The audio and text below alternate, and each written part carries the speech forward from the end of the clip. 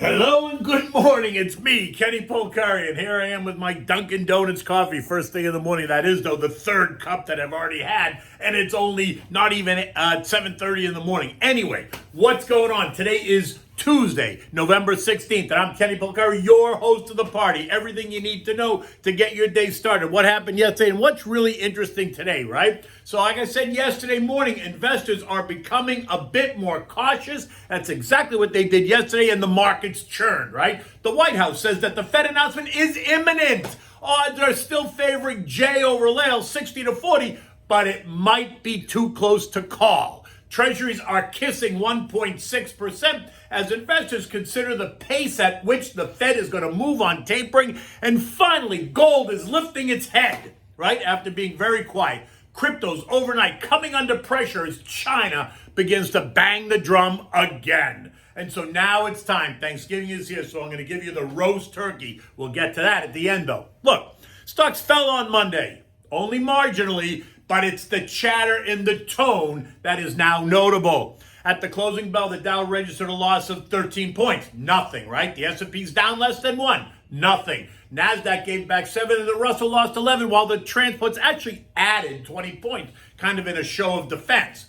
Treasury yields yesterday moved up and through 1.61% before ending the day at 1.59. Stocks, which had been under pressure all day, finally found some relief as yields came back down, right?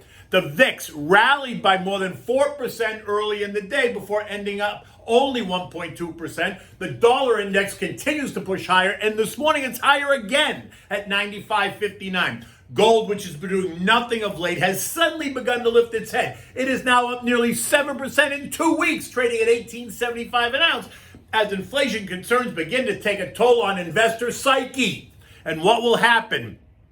And what we see happening is that move into gold as the safety trade. All these moves leads us to wonder if the Fed may have to speed up the reduction of asset purchases after the latest inflation read in decades, right? The key theme here is that the Fed may have to speed up the reduction of the taper because inflation is going to be an issue. In fact, I think it's going to be more than just an issue, so get ready. But I've been saying that. This has been the theme that I've been writing about and discussing about on my appearances in the media. I've been saying for a while that inflation is rearing its ugly head for months now. And those investors may not be paying enough attention. And that continued low rates are not giving investors many options, right? Forcing them further into stocks. All while I've been encouraging investors to consider rebalancing and maybe even overweighting your portfolio to a more defensive posture. And while yesterday's move was benign, it does suggest that there's potentially turbulence ahead, because the truth is, inflation is running hotter than they expected, and the idea that it's transitory is laughable.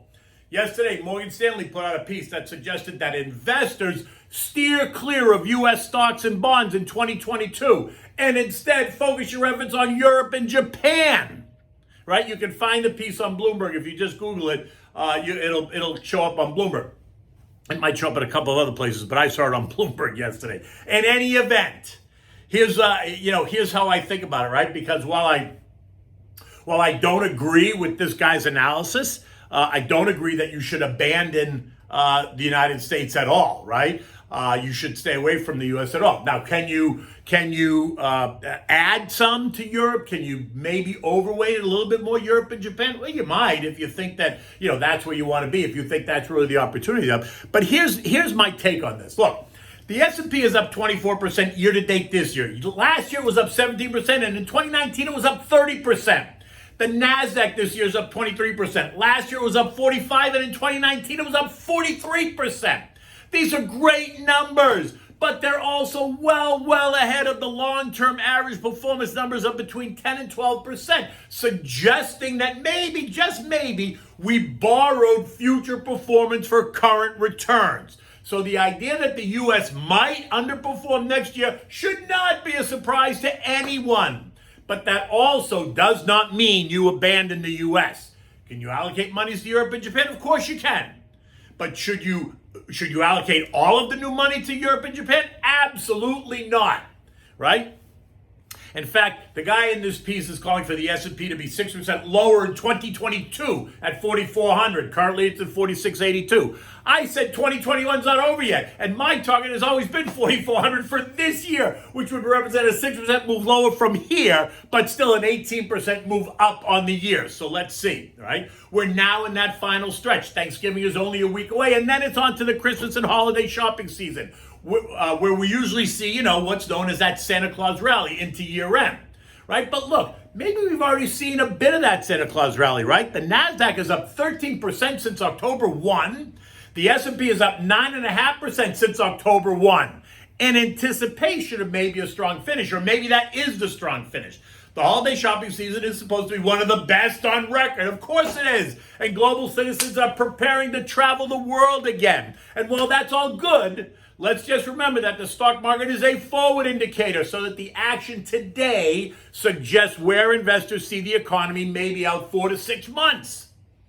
So guess what? If we start to see the market weaken now, it would suggest that investors are concerned about where we might be in May or June.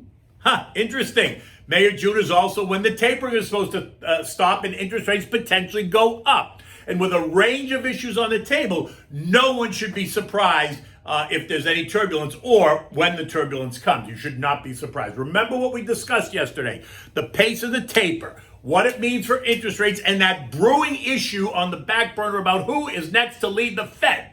Will it be Jay or will it be Lael?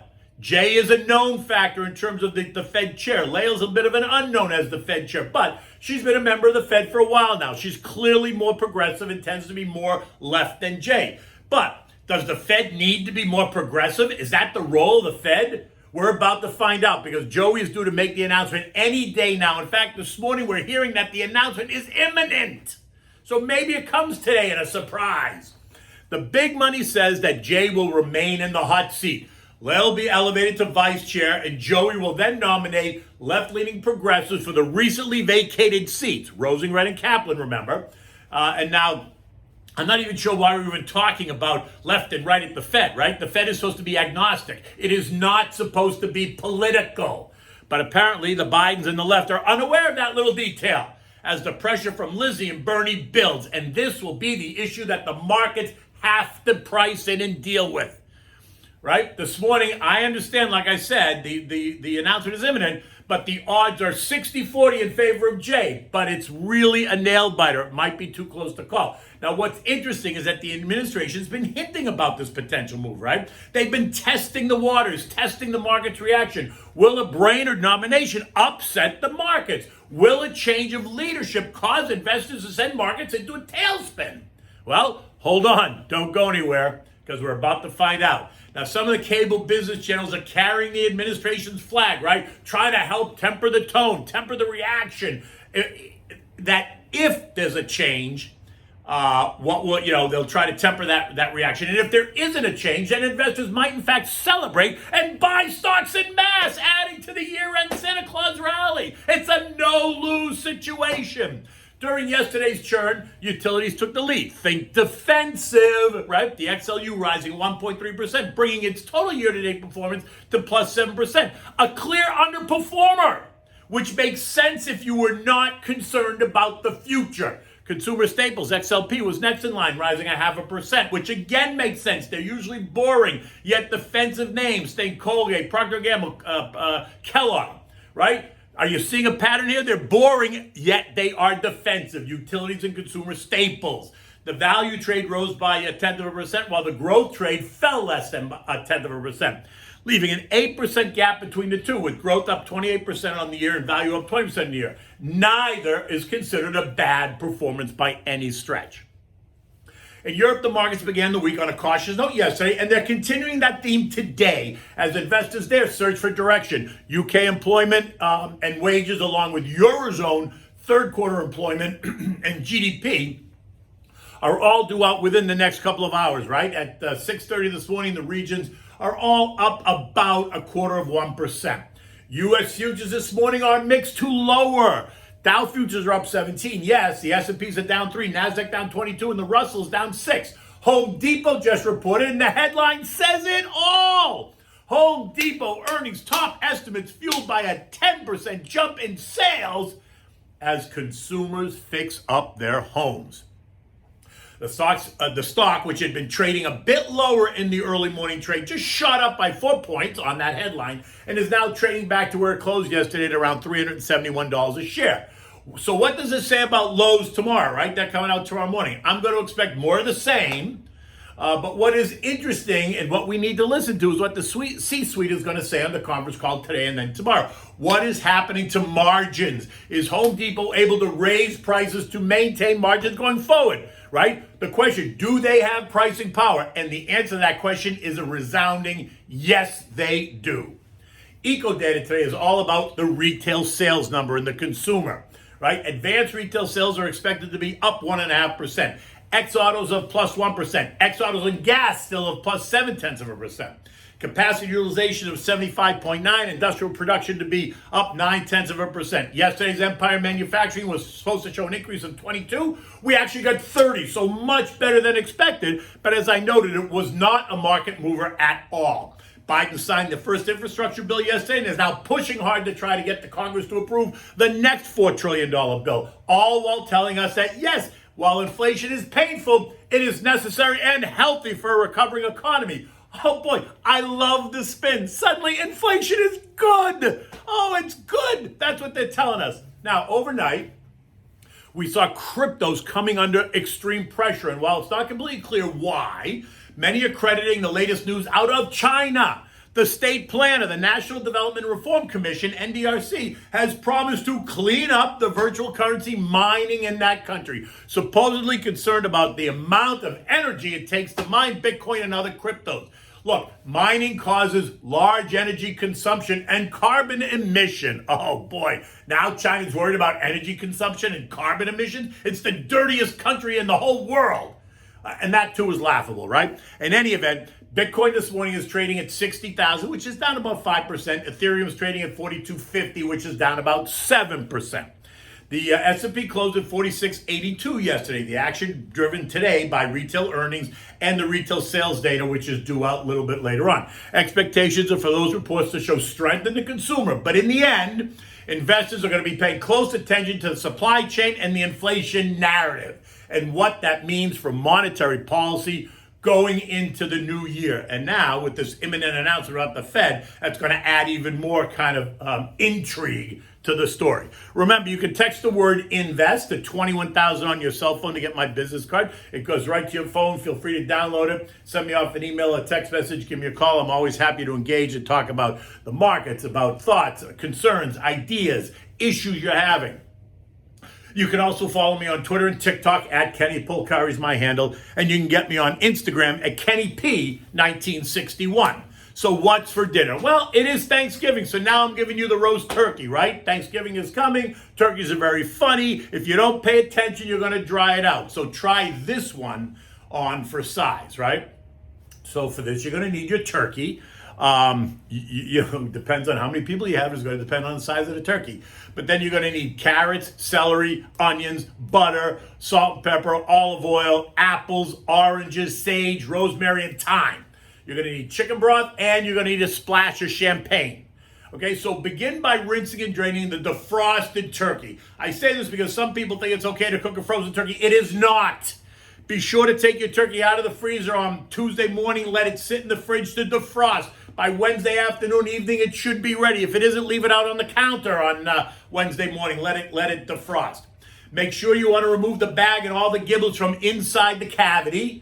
Right? You want to rinse the turkey and then pat it dry with paper towels. You don't want it really wet. Now, on Wednesday night, you want to season the turkey. You want to rub the turkey with softened butter and a little bit of olive oil, massaging all the parts, right? You want to season it with salt and pepper, sage, thyme, and rosemary, right? Rubbing the legs and the back and the breast and all around. And then put it in the roasting pan that you're going to use for the oven. Cover it with the foil and put it in your refrigerator and just let it sit overnight. Now, on Thursday morning, when you get up, preheat the oven to 400 degrees. Slice up the apple and the orange slices and put it inside the cavity. Rough chop the veggies, the carrots, celery, onions, and place them all around the turkey and even inside the cavity. Feel free to quarter up some roasting potatoes. Just cut, rinse them. Don't skin them. Just rinse them and cut them up into quarters, and put those all around too. Add some chicken broth and a splash of your favorite champagne. Don't ask why it's champagne. Just enjoy it. Now, tent the turkey with foil and place it in the middle rack in your oven and let it roast for 30 minutes at 400 degrees. Now reduce the heat to 325 and let it cook 12 to 15 minutes per pound. So figure it out. 10 pounds is going to be about 120, 150 minutes, 2 to 2.5 hours, right? So figure out what time you want to eat dinner and then just work backwards. Now, when it's done, remove the foil and allow it to crisp up. After 2 hours, remove the foil, allow it to crisp up so that the skin gets like a golden brown. Once done, now remove it from the oven, let it rest for 15 minutes. Keep it covered, though, to maintain the warmth. When slicing, place the legs around the edge of the platter. Place all the white meat on one side, the dark meat on the other side, because it's just easier for your guests to take what they want, right? Some prefer dark meat, some prefer white meat. So don't mix it all up because then it makes a mess. So put separate it so it's easy for everybody. Now, serve this center of your table with all the vegetables that I've been giving you for the last couple of weeks to make your beautiful Thanksgiving table. And then sit down with your family and your friends, whoever you're having over for Thanksgiving, and say thanks. In any event, it is a gorgeous day. The sun is out. I had to turn the camera away because it's actually too sunny. And so the day is getting started. So until tomorrow, take good care.